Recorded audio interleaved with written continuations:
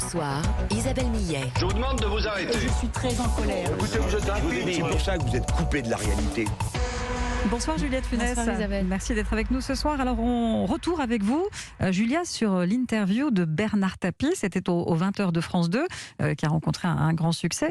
Et c'est l'occasion pour vous surtout de revenir sur ce qui fait le charisme de quelqu'un, la séduction oratoire d'une personne. Oui, qu'on apprécie ou non Tapie, l'homme d'affaires, et qu'on le considère à tort ou à raison comme un escroc, on ne peut pas retirer à l'homme qu'il est une force d'âme et une puissance vitale incontestable et exemplaire.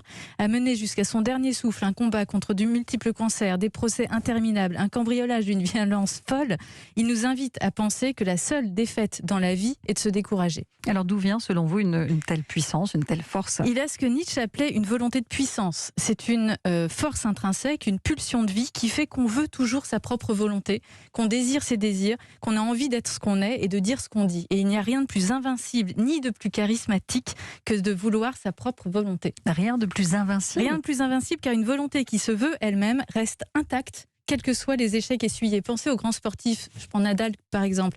Il ne veut pas simplement gagner pour la énième fois Roland-Garros, il veut toujours vouloir être le meilleur, vouloir être le vainqueur, vouloir être le champion. Il en veut, comme on dit familièrement.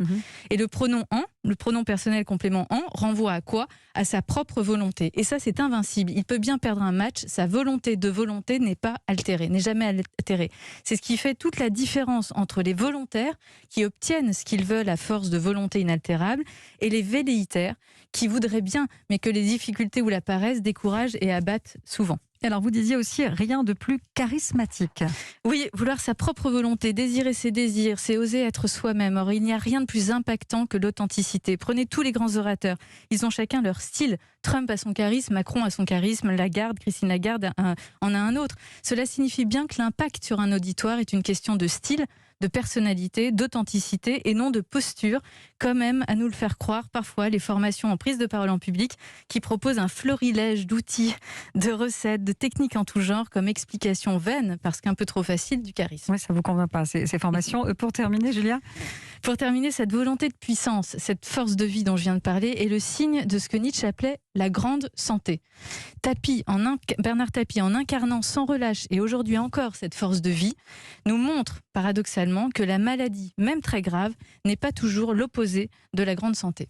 Merci beaucoup, c'était la carte blanche de Julia de Funès et moi j'ai un peu manqué d'éloquence. J'ai dit que c'était sur France 2, c'était sur Vous TF1, êtes vous-même. mais à culpa.